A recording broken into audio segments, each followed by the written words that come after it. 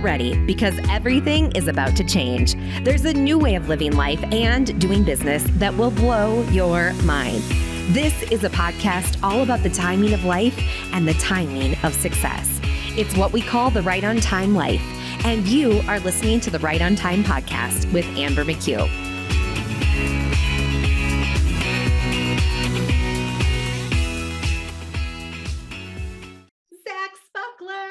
Welcome to the Right on Time podcast. Hey, Amber. Thanks so much for having me. Oh my gosh. It's always such a pleasure. I truly mean that. Every little message whenever we trade messages, whenever any communication with you is just always a joy. So thank you for being here. Yeah. Thanks for having me. You've got good stuff going on in your world right now. I like to think. Yeah, I feel like you do. It's fun to watch. It's fun to see you in action. We've known each other. How long have we knew each other? We were in a mastermind together. 6 or 7 years now. Before that. Yeah. Yeah. At least 7 years. I love walking down these memory lanes. 7 years. That is wild. And in that time, you have changed your business model a good bit. You've moved a good bit. So before we dive into what's working now, give us a little bit of your history of your journey and evolution in running and growing your business. Yeah. So my name is Zach Spuckler. My company is Heart, Soul, and Hustle. And we basically work with digital-based businesses that want to scale with Facebook ads and automation and launches. So my business has really evolved. I started back on Periscope, if anybody remembers Periscope, super old school. We built that up. We had 20,000 followers and everything was great. And then one day Twitter was like, we are buying Periscope and also we're shutting it down. And things really changed pretty dramatically after that. We really didn't do as much live video content. We started relying not exclusively, but very heavily on advertising. I've been a big advertiser with Facebook for 7 or 8 years now. Mm-hmm. And things were going really, really well. We had built it up. We had courses on automation. We had automated webinars. Everything was going super great. And I woke up one day and was like, this is really not fun anymore. I do not enjoy this. I don't know what it is. It's just not lighting me up. And we took our email list of about 20,000, trimmed it down to 4. We stopped selling our courses completely. We switched to an agency only model where we were one-on-one service provider. We hired a small team.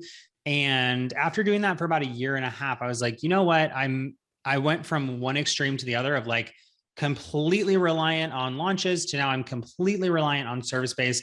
And what we ended up doing was creating kind of a hybrid model. So now we have low ticket courses, we have a membership, we have a quarterly coaching program. The quarterly coaching program is our most expensive thing, and our membership is only $50 a month. So we're primarily low ticket in our kind of one-to-many services. We're mid-ticket in our small group coaching, and we have a cap on that. So that's not it's not like a big revenue generator for us. I do it because I like it. I like to be plugged in. It's not a bad revenue generator, but it's really not, it's not the majority of our revenue. It's not our high ticket products. And then we still have the agency side of things. So now we've trimmed our agency down to, we work with 7 to 10 people at a time. I have a small team that manages that with me. There's crossover in the courses to the agency team. So the whole team kind of knows what's going on in the whole business. And now we rely really heavily on services, membership, and coaching to really create what I consider a rounded out portfolio. So I'm an open book. You can ask me anything you want. We have gone through evolution of purely course, no coaching, mastermind. If you can sell it online, we've tried it. And I think we've arrived at a model that we really, really enjoy. This is so cool to hear this journey, this evolution. There are so many people I talk to who at some point in their business journey, whether it's online or not, this is not fun anymore. I need to change something. Yeah. And what gave you the courage to no, I'm going to shut it down? It's funny because I don't necessarily think I had the courage. I mean, I did because I did it, but it was really funny because I switched from, I was like, I'm getting rid of my list. I trimmed it down. And we actually moved right around that time. We moved from Ohio to California for a little while. And I don't know, 4 weeks after we moved, Facebook shut down my account. and I couldn't advertise. I couldn't access anything. I was like locked out. We had just been like, we're going to go all in on agency. And I couldn't use my account. I couldn't advertise my past business. I couldn't advertise. Like, we actually ended up losing our page. We had about 21,000 likes on our first business page. We ended up just losing it. We can still post on it, but we can't advertise. And as you might know, Facebook organic reach is non-existent for most people. So that was really scary. But I think the big thing is like, just realizing that like once you develop the skill to generate revenue, like that is a skill you can't lose, right? So maybe you have to change your approach. Maybe you do have to do Instagram, or you do have to do more with TikTok. But once you understand the fundamentals of like, yeah, I can make money selling something, like that is a skill set. And so that is one kind of through line that I've seen with everything we've done is like, whether I have to do a sales call and sell something really high ticket, whether I have to do a webinar and sell something one to many, whether I have to set up an automated funnel, like those are skills that you can just apply to anything. And I know that because we also, I know, we had a small candle business that we ran for a little while. And we're actually working on a new e-commerce business with some family members. We all bought into a new startup that we're doing. And, that was a really cool experience. It was, I won't lie, physical products are not as lucrative as digital products. There's overhead, there's time involvement, there's making product. But it was really cool to do because we ended up building that company up a little bit over the course of a year and then being bought out. And that was pretty cool. Just kind of seeing like, look, no matter what, like if I have to go sell widgets on the corner, I can do that. That was a really big lesson for us. And so that I think is the courage that's developed over time is like, there's always more. And I know we're mutual friends with Denise Duffield Thomas. She likes to say, there's always more money. It's really easy to get caught up in like this, I have to do it this way and I have to do it that way, but there's always more money. There's always someone somewhere willing to pay for something. And as long as we develop the skills to sell something quality, I don't think you can lose. Zach, I love that you're saying this. And I think the same thing as we think about like the running of a business, like team communication, team management, structure, strategy, all of these skills apply in so many different ways. So whether somebody decides not to run a business anymore, or whether you decide to change businesses, it's all transferable. I've had people say to me like, I don't know how to do anything else. I'm like, oh, okay, no, let's break it down. Like you have the talent to do anything. And sometimes I think the harder part is deciding, what do I want to do? Even within our businesses, like, okay, I can run a membership. I can go high end. You have choice. And that sometimes makes it harder. How did you end up at and decide, all right, high end, low ticket, relatively speaking, membership model? How did you come to those decisions through this trial and error period? Yeah. So, one of the things that we started thinking about is like, what do I struggle with in the industry? Or what do I not love about the industry? Or what do I think people are starting to kind of be pressed about in the industry? And for us, it's really high ticket, low value delivery, right? And it took me a while to really get clear on what that is. Because when I started, I was very much like, why is everything so expensive? And why is everything high ticket? And my message was very much like speaking to the masses in the sense of like, people don't want to spend crazy amounts of money when they're starting their business, right? And that's just the reality of it. But I really refined, I think, that messaging into, it's not that I'm not demonizing high ticket. We have a quarterly coaching program that's multiple four figures every 90 days, right?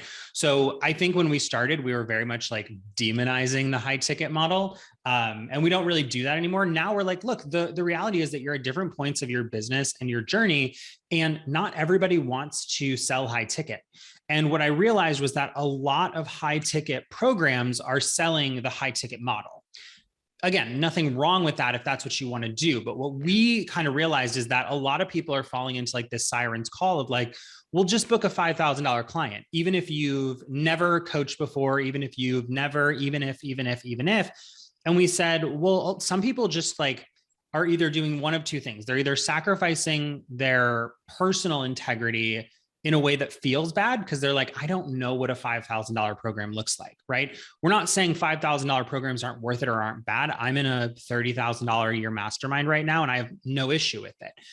But I've been working with a person who's been doing it for years and knows what that experience looks like and has a team and has live events and does all this stuff.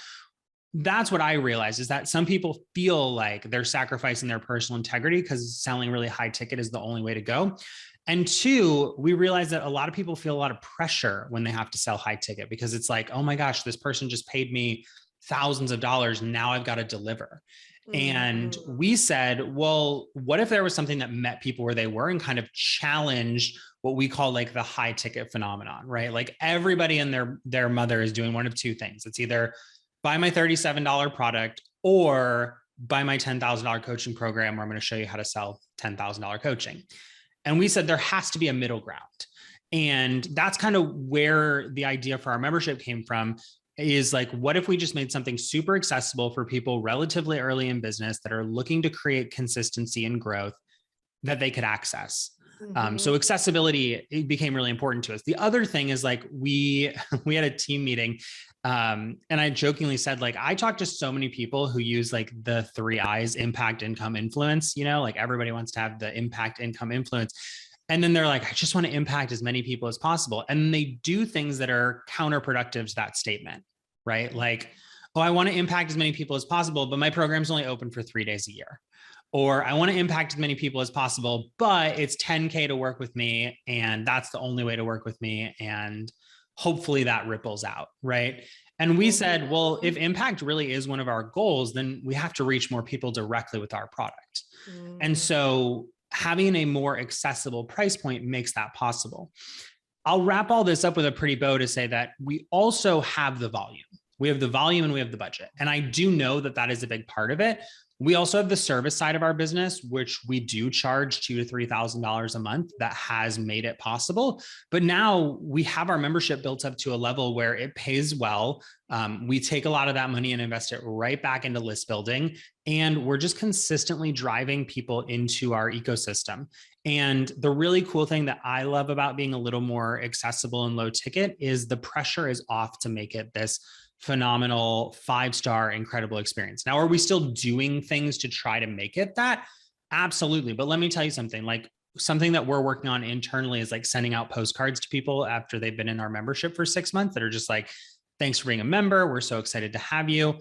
Doesn't cost an arm and a leg, but it's like, that's something you would expect from a program you've spent way more money on, right? So basically in little tongue in cheek, but it's super easy to over deliver because people have really lower their expectations of what they're going to get at a lower price point in my industry, right? It's different for every industry, but it's like, that's what we love about it. We can show up a few times a month and inside of our membership community at $50 a month, and people really appreciate the time and energy that we put in.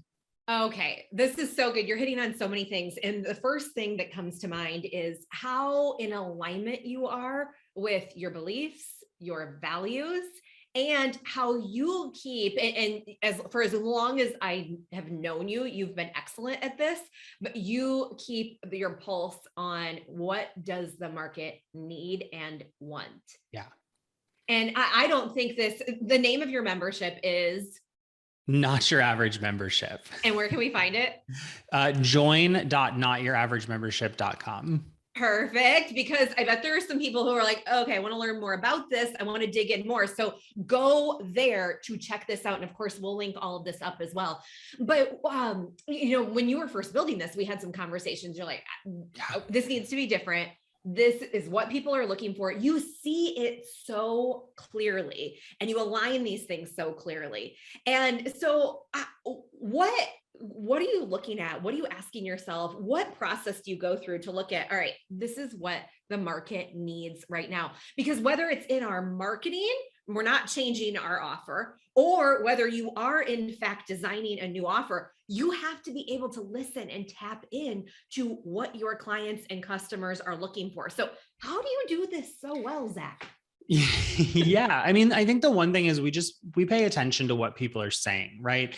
And I think that sometimes when it comes to like market research, we think like, oh, I have to like survey my audience or ask my list. And I'm just honestly in a lot of Facebook groups and I pay attention to how people receive the messages that we put out there. So it's little things like watching open rates and download rates on certain podcast episodes. Like we did this podcast episode called the 15-minute funnel fix, and people were like, this is so good. I love it. We got great feedback. And that to me was like this big indicator that's like, oh, people care about funnels, right? Whether I think they're important or not, or I agree with the industry on how they work, people care about it.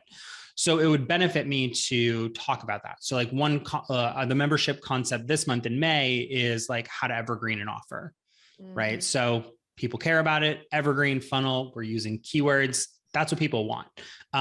The other thing that I'll say is like, I do like having a coaching program, and the membership has made it easier because people literally post like, this is what I'm stuck on.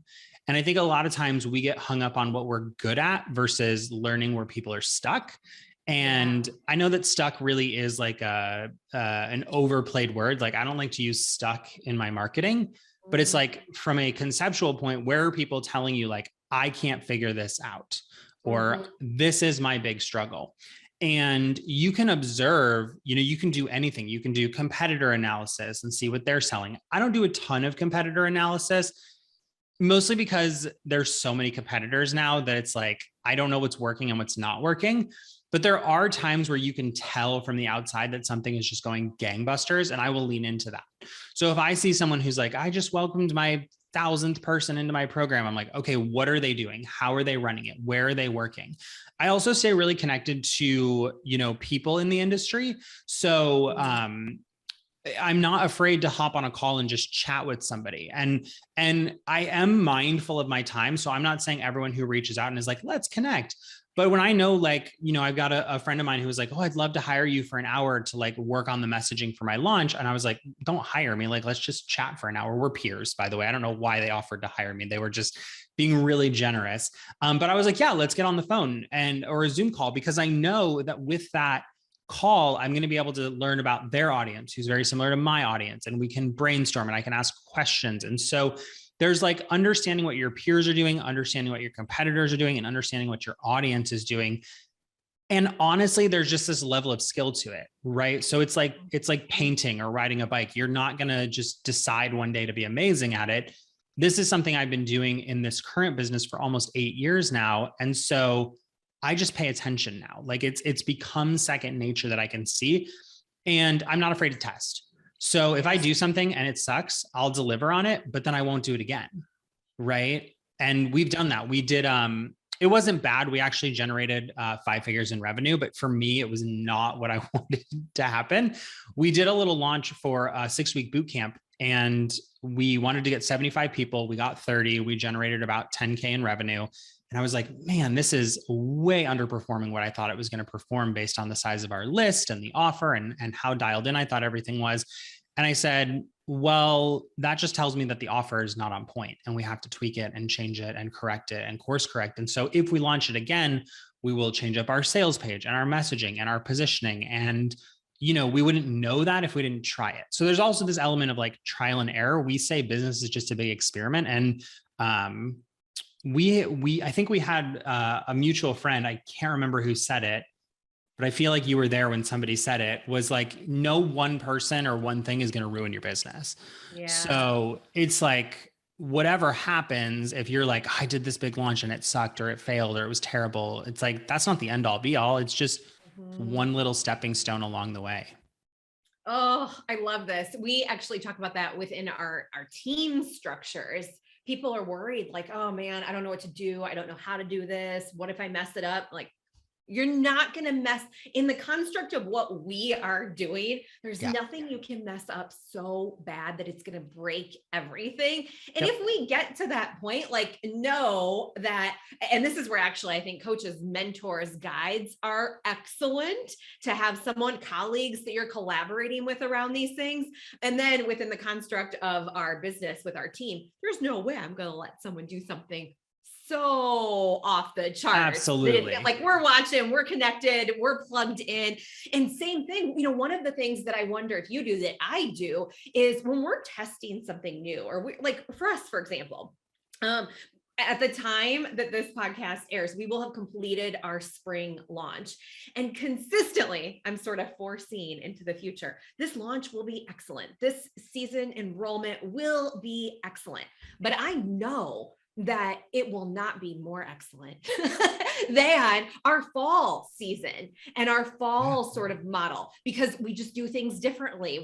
It's something, the planathon is our fall event, and it is just bigger, and we pour more into it and we hype it up more. So I have this knowing that, okay, this knowing that things are going to do different, do things different, perform differently. And I plan for that. I build that into my forecast. I think that through. So I'm wondering, how do you sort of like, okay, I'm closing this business, I'm opening this new one. I don't know, how is it going to work? How do you sort of forecast your financials and your thinking around like, no, it's really going to be fine? Yeah. I think the biggest thing is we are relatively mindful of our financials. Now, realistically, I am in my late, oh my gosh, I almost said early 20s. Now I'm in my late 20s, which people listening are probably like, shut up. But I, I can be personally a little reckless. I do, like, I'm still at that young age where like, I like, nice things, and I'm still a little materialistic. But when it comes to the business, we're pretty mindful of our money and how things look. We use profit first, and that's been really, really helpful. I also have like a backup savings account separate from the business. And I guess it's not really a backup, it's just my savings account that I keep a couple of months, emergency cash in. And my thing is like, I don't necessarily stress as much because I built a safety net. And, when I first started business, there was this, oh my gosh, people used to say it constantly. I haven't heard it in the last few years, but people used to say, oh, just burn the boats, just go all in, because if you give yourself no choice to succeed, but to succeed, then you can't fail. And I was never really a big subscriber to that belief. I was kind of like, well, if no one's chasing you, which the actual story is about, people who, there was a battle and a war. I don't know the exact specifics, but they basically showed up. They had to cross the sea to get there. And then the general basically burned the boats, so their only way to leave was to win. And I was like, yeah, but you're like, we're not at war with ourselves. No one's going to kill you if you mess up. Right. So why not give yourself a safety net? So when I switched the business, I had a pretty healthy safety net, and I did eat into it a little bit when we were first getting started and figuring out how we were going to get clients and what that was going to look like. And that was all fine. And I think so many people have this mentality that's like, oh, you've got to be all in. If you even give yourself the possibility of an escape, you'll take it. And it's like, I think that's more about grit, right? Are you willing to just put the energy and effort in and take the risks, right? Mm-hmm. Sometimes it works and sometimes it doesn't. Like I said earlier, we're starting a secondary e-commerce business, and I'm like, maybe it'll work, maybe it won't, but I'm going to take the risk, right? And it takes some funding, right? We aid into, this is super nerdy, but for tax purposes, we're loaning money from Heart, Soul, and Hustle to a new business entity to start the business. So that's an expense and a contribution, blah, blah, blah, blah, blah. But it basically means that Heart, Soul, and Hustle has a little bit less money in it than I would like, but it's to take a calculated risk on something new. And so I think that's what it comes down to, is those three things. One, having a clear revenue system, like profit first. Two, building yourself a safety net. And three, taking calculated risks. We don't go into a new launch or a new product going, this is so good, I'm going to throw $15,000 at the launch. We go, okay, I feel really good about this idea. Let's try to get 10 to 15 people in. Let's test things out. We can always scale later. And one last thing I'll say is I think so often we see the big flashy numbers, and we see the people with the new car, and we see the people who bought the house, and we're like, I want that and I want it now. And it's okay. Like, in the grand scheme of things, like, it doesn't really matter how old you are listening to this. You've probably got more than a couple good years left in you, I'm hoping. And like, a lot can happen over the course of a couple of years. So like when we started our membership, I was like, we just need to hit this number and we need to do it. And I want to hit this by this date, blah, blah, blah, blah, blah. And we're definitely taking steps to achieve that. We're being aggressive, but I'm like, I'm not going to kill myself or my team to try and hit X number of people in the membership by this date. If like, yeah, I want, like, we're at about 335 members right now. We want to hit 500 by June. But I'm not going to launch 7 times in 2 quarters, the first 2 quarters of the year, trying to achieve that, because I'll be unhappy. My team will be unhappy. I'll be trying to balance like all these launches with client work. Like, it's just not worth it to me. So I get that I'm spoiled in a sense that I get to say that. And I recognize that, but I also worked my butt off to be a little spoiled. So, it's just this element of like setting yourself up with financial and psychological safety, and then doing things that feel good to maintain that is kind of, I think, what we've been able to do. Yeah, I love this. And you said you worked your butt off, but you also took the steps to learn and understand, okay, this is how I want to run my business. You're making hard choices. You're evaluating the options and stepping into it. And sometimes, I mean, I feel like part of me feels like you have a knack for this. And then also you step into it, learn. And that's one of the things that I see, like people will step into things and not look to learn how to actually run a business. I know we've talked about this and we talk about the elements of running a business, and you get it. You get these elements, and these are the skills that you can take with to absolutely any business. Yeah. You also said something else that really struck me about the burn the boats. I'm not a burn the boats person either. That causes me levels of stress and anxiety. There's an element that gets my adrenaline going, but then I'm like, I cannot sustain. I remember a coach of mine who I absolutely loved very, very, very early on in my business, adore her, but she would say, you got to hustle like you need crack. I'm like, I don't want crack. I don't want, I've heard that. And I can't, no, this is not a line for me. So you've got to find what it is and see that way forward for yourself and match things up, which makes me ask you this leads me to another question for you. You've got the membership going, you've got a high end. So you've got these two things to look at, because you've looked at, okay, what does the market need? Where can I support my community, my audience? And you've also been running an ads, your lead gen ads about your lead gen and how to do lead gen. What is this? Because I know that a lot of people are in that space of, to your point, you've grown your audience, you've grown your community, you have built this up over time. And some of us, we're in any number of phases. Some people are at the beginning of this as we listen. Other people have built it up, but we're hitting a stuck point because the landscape is changing online. So where are you seeing success in that? And what's that lead gen strategy all about? Yeah. So one thing that we've started doing is running what are called Facebook lead gen ads or lead generation ads, which are very similar to like your typical drive people to a landing page. They opt in. Now they're on your email list, except all the opt-in sign up page, thank you page all happens on Facebook. So these are called Facebook lead forms. And if you'd have asked me like a year or 2 years ago, like when they first rolled out, I was like, they're terrible. They're low quality. The leads are awful. You're not going to get anything good from it. But that's how everything is with Facebook. And I think sometimes as marketers, we kind of hear something and we take it as dogma forever. And so that was like, for anyone who's been in Facebook ads or Facebook ads world for a long time, like, I don't know if you remember, Amber, like 5 years ago or so, lookalike audiences came out and everyone was like, don't use them. They're terrible. They're the worst. Facebook doesn't know what they're doing. These audiences suck. And now 5 years later, those are like some of the best audiences you can use. So that is something that we've seen shifting, is the value of lead generation ads. And basically what we do is we just spend, $100 to $150 a day growing our email list. And it's not some people, it's subjective. It's not a crazy amount compared to what we're bringing in, but we're always growing that email list. And as a byproduct, we're always growing everything else in our ecosystem. So our Instagram is growing, our podcast is growing, our customer base is growing. And when we roll something out, we're not saying, oh, who are we going to market to? We get to promote to our email list. And a perfect example is we tested something new. We did a paid challenge. We used an old sales page. The last time we tried to use it, we had issues with advertising because it was the week that Facebook went out for like 24 hours, if anybody remembers that. Yeah. Ads were just so wonky for the next week.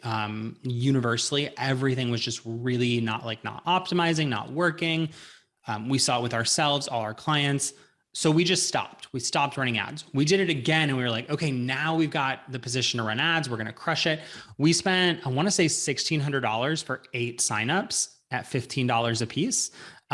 which was, anyone doing the math there is like, so you spent $1,600 to make 90. Yeah, that's about right. That's what we did. And we were like, we can't keep going. Like, we don't have the time to keep testing. Clearly, we've missed some sort of message within the market for cold traffic. Like, let's stop doing that and let's focus on our email list, and we'll focus on our organic social media. And that's what we did. And because we had this big email list we've been growing for months, it was great. We still ended up with we ended up with over 300 people in the challenge. It was $15 to attend.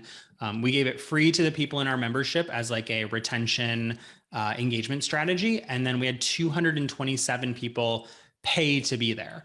So even though our ads weren't working, we sold 227 spots in the program, or in the challenge. And then we ended up converting 23% of those people into our membership. So, there's just so many numbers to look at there, but I share that not to be like, oh my gosh, look, we had such a great launch. We had such a great launch because we brought all those people into our email list, so that no matter what happens when it's crunch time, we still have the potential to promote our products. That's awesome. Do you think that this is, people talk about growing your email list, and people talk about social media, and people sort of pulling off of social media or not engaging quite as much. Would this be a strategy you'd say, do this to build those relationships and connections with your community and your ideal audience? Or what else would you say to layer in as people sort of, what do we want to do on social? It's a little bit unpredictable. Love this question. We just taught this in our membership in April, but what we do is we integrate an engagement strategy with advertising. So what's really cool about lead form ads is, anyone who's heard about iOS 14 knows they're like, you can't track people, or tracking is off. With Facebook lead generation ads, because it's all happening on Facebook, it's all what we call first party data. So it's 100% trackable, right? Unless somebody has explicitly opted out of advertising. So we say it's 95 to 99% accurate. What that means is that when somebody signs up to your email list, you can retarget them with pretty much 95% plus accuracy. What we do is a 2 to 3 tier engagement strategy. So we have the opt-in, which is tier 1. Tier 2 is we retarget everybody who just opted into our email list in the last 3 months, which is the longest you can go. And we run them to an Instagram post, and we run them to a traffic post, which is either a blog or a podcast. Then after those 90 days are up, we take another, or the same, just kind of depending on what the strategy looks like. The third tier is everyone in our ecosystem gets retargeted on Instagram, because Instagram is really like a really hot platform right now within the Facebook ecosystem. And what we do is we say, everybody who has visited our website, engaged with us on Instagram, engaged with our Facebook ads, or is on our email list, is going to get an ad on Instagram. And we basically swap those out every 1 to 2 weeks, so that once you opt into our email list, you are always going to be seeing social content. And for the first 90 days, you're going to be seeing a traffic and an engagement. And after 90 days, you're going to get an engagement ad, because with Facebook, I know this is really nerdy, but with Facebook, you can retarget everybody for a year who likes your post on Instagram. So once we get them over to Instagram liking our post, they're now retargetable for a full year. Wow. This is good. I was actually, if you're watching this and for those of you that are listening, my eyes were like, okay, trying to visualize. I closed my eyes for a minute to see it, because that is something I want to write down. That's an approach and a waterfall, and that multi-tier strategy is really smart and savvy. Does that reduce your cost per lead over time? We haven't really found it reduce our cost per lead. If anything, it probably drives up our cost per lead, but I think it improves the quality of people, and it grows our social following. So like right now, like we're leaning into Instagram Reels. And we are finding that a byproduct is our Instagram Reels get more hits. We have noticed that. And we've also noticed that we generate Instagram followers. So it's like, it's been a little muddled the last couple of weeks, because we had an Instagram Reel go viral, which was super cool. It got us like 1,000 followers in like a week and a half. But even like before that happened, we were gaining 10 to 25 new followers a week. And now that it's slowing down, we're kind of back to that 10 to 25 followers a week number. And we know that's because of the advertising. So anyone who's played this Instagram game where you're like using hashtags, or you're using, that kind of thing, it's like, you go up 2 followers and down 3, and then up 7 and then down 4 and then up 2. And like at the end of the month, you're like, so I gained 500 followers and I lost 495. Yeah. Super fun. We don't really have that happen to us anymore because we're always taking the newest people, and we're really strategic with what we advertise. We don't just take like an Instagram picture of like me or my dogs or my podcast, though one of them is the podcast. It's what we call a stance post. And it's basically something that we stand for. So like in our business, we stand for like ethical and integrity-based marketing. We stand for, life outside of business. We stand for, that business sometimes takes work, right? Like a big pervasive message that we've seen right now is like, oh, it should all be easy and flow and work 20 hours a week. And I'm like, that's all good and well 4 to 5 years in. But those first few years, like, could you imagine if Sarah Blakely started Spanx the first year was like, I'm just going to work 20 hours a week to start this company because I feel like flow is way more important, and some people don't agree with that. And that's fantastic because the people who really don't resonate with that message won't follow us. And the people who do, at least for us, are the people who are willing to put some work in. And so we get better results, right? So that's kind of what we do. We're not just blindly taking Instagram and running it to people. We craft posts that speak to our values and our beliefs, and we run those as Instagram ads so that people are like, I like this guy. I'm going to check him out. I'm going to watch more. And then reels are like very much my personality. Anyone who follows us on Instagram knows like I'm very tongue in cheek. I make jokes. I have fun. I use fun audios. And so people get to know my personality. So it's like, you're going to see this ad that's like, here's what this guy is. And then hopefully you're going to go down the track and kind of get sucked into our reels. And it's not uncommon for us a few times a day to get one person who clicks on our reel and then just scrolls through them all and like, and then follows us. And that is the goal with the strategy. That is incredible. I do just have to say it here on the work hard 20 hours a week. I am a big fan of balance. I know a lot of people are a fan of balance, but my balance, like, it's not today. I need balance in my life, but for me, it's seasons. Like I'm in a season right now where I'm working. My days can't be crazy long because I have chronic illness. So I hit the end and I'm like, my brain just stopped working. So I can't go long. So I have to spread it out. I work some weekends, but that's only for a season. Then I go back to 20, 30 hours a week. Yeah. So it ebbs and flows. And I think part of what I love about your approach and what I firmly believe is like, you get to design it. I mean, you've been talking about this for the entirety. I don't want to do this anymore. So I stopped that. And you've set everything up in a way that you can make these decisions for yourself and not be driven by an external variable. And there's a whole lot of privilege in that, as I'm sure. Yeah. But it's nice to be able to step into this, learn it. So for someone who's like, I'm in the season of hard, yes, been there. And do you think that there is a season where it got easier for you? Yeah, I do. I think honestly, we've been in like a really hustle heavy season for a long time. Yeah. And probably about 3 months ago, I actually reached out to my team. So I do have a team. I have to give them kudos because I couldn't do anything without them. I tell Jessica all the time, who's like my integrator, I'm like, please don't ever leave me. Please, just please don't leave. And she's really great. She's amazing. She's been with me for four and a half-ish years. And about 3 months ago, I messaged her and I was like, does everything just seem like it's super flowy? Like, I just want to make sure that it's flowing for you guys. Cause like for me, it feels super easy. And we moved it over to our leadership team chat. And she was like, yeah, everything is just like going so well. Like we're hitting deadlines. Everything's kind of just happening. We still and that is like the overall goal, right? And everything is just flowing really smooth. We're hitting deadlines. It feels like we don't, like some days I don't do much and it's like, but it's still running and it's still going. And that is largely thanks to them. They are like, seriously, like if you guys are listening, like could not do it without them. And I make sure that they know that and are appreciated. And I think really it started about 3 months ago. And the biggest thing is I think worth noting is that even though we're in this season of like flow and ease, there's always something. And I think that is where people get really tripped up is they're like, oh, it's all supposed to be easy all the time, 24/7. For us, it's our podcast. I'm always behind on the podcast. I'd be lying if I said I haven't woken up on a Thursday morning at 6 a.m. when they're like, hey, do you have that podcast? And I'm like, I'm recording it right now. Please help me get it out by 11. That's just the reality. But our customers are taken care of. Our content is being dropped. We're showing up for calls. Our clients are happy. Everything is flowing really smooth. And so that's just the reality is like, there's always going to be one or two things, but if you focus on that, you're always going to feel like you're hustling instead of focusing on like, our clients are taken care of. Everything's going out on time. Our customers are happy. The membership is growing. The funnels are created.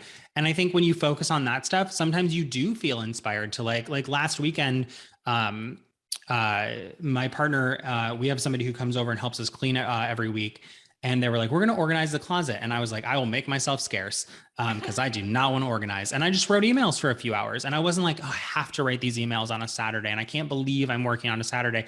I was just like, I felt inspired to do it. And I think that inspiration, that flow comes more as it starts. So if you can just find those one or two things that are flowing really well and be like, this is great, more of this, please. And just lean into that. That is where I think that the balance really starts to come in and we really started leaning on that. And that's whether you're a team of 1 or 5, right?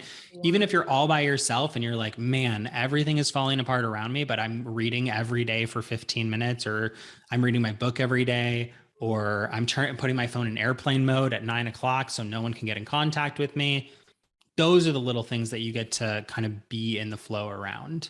Oh, Zach, I'm so grateful that we kind of kept going into this space and conversation. Was not my plan or intended, but it's so beautiful because what you're talking about is like prioritizing and keeping your focus. And the other thing I heard is there's always going to be something that comes up. So leave space for those things. So when they do come up, and this is why I'm a big fan of not like packing our calendars and our agendas to the max, because you want space for the unexpected, both the good stuff, like, hey, let's do an interview. Hey, are you free for this big event? Yeah. Like those are the things that you want. And then there are the things that we don't want that come up that leave a little space for those things. So we have the capacity to engage on them when they do happen, as they inevitably will when we're running a business. Yeah, you are incredible. I am so grateful for you and your time. Before we wrap up, because if you can't tell, I'm like, I would just keep asking Zach questions and listening and learning. But there is an easy way to keep learning from Zach in the membership. Link again, Zach. Yeah, join.notyouraverage.membership.com. So stinking fun. And before we bring this episode to a close, I want to give you the stage for any final thoughts or any remarks, anything that's top of mind for you right now. Yeah, I think I'd love to just put a bow on it by saying, look, it's never going to be perfect. Yeah. And the sooner you can like just let go of that and be like, mistakes happen, things happen. You know, I sit here and everyone's like, oh my gosh, let me learn from this guy. It's great in the sense that, you know, Amber has brought me onto her platform and that gives me some sense of borrowed authority. But I don't want it to ever come across like, oh my gosh, everything is so perfect and light and airy and beautiful in Zach's world 24/7. And all I do is wake up without an alarm and my coffee in my hand and go for a walk. And then when I feel like it, I show up for work. My calendar is packed most weeks. I am like crazy busy a lot of the time, not in the like, oh, I'm so busy, but like in a good way. Yeah. And that's okay. Like it doesn't have to be perfect. We just had a client where I took notes on a client call. And then like a week later, she messaged me and she's like, hey, I don't think these ads are running. And I was like, oh no, they start next week. And she's like, no, these ads start next week. And I was like, oh my gosh, I'm so sorry. I took the wrong notes. Luckily we weren't in a launch. Because with our launch, we are like crazy organized. When we were like month to month, we're a little more casual and I'm good friends with this client. And I was like, yeah, I'll take care of it. Let me just write it down in my notebook. And we just were like, hey, you know what? We totally messed up. Totally our bad. Here's a week free on us. Like, and they were like, yeah, no big deal. I totally get what you did. I would have done the same thing with my notes. But like, I think we're so convinced when we listen to people on podcast interviews that we're like learning this dogmatic, beautiful, everything is wonderful. Like, I'm not going to sit here and tell you all my failures for the past 3 months. That's not really going to help my authority or, getting you interested in working with me. But the reality is we all have them. And I think if you take one thing away from this interview, it's that, it doesn't have to be perfect. It doesn't have to be perfect 24/7. It's never going to be perfect 24/7. And you have to find what works for you, what feels good for you, and then just continue down that path until you are at a point where things do come easy and things do come simply. And when they don't, thank goodness everything else is, because then you can focus on the problems at hand and let the non-problems kind of fix themselves. Oh my goodness. As I said, you are incredible. Thank you for spending your time with us and sharing and giving us a peek behind your curtain. Find Zach. I will link you up in the chat. Oh, wait, Zach, one more link to give your Instagram handle. Yeah, I'm on Instagram over at Heart Soul Hustle. Yes, we'll see you there. Check out his reels. He is indeed funny and such a joy when you pop up in my feed. All the love. Have a great afternoon, everyone. And Zach, thanks for being here. Thank you.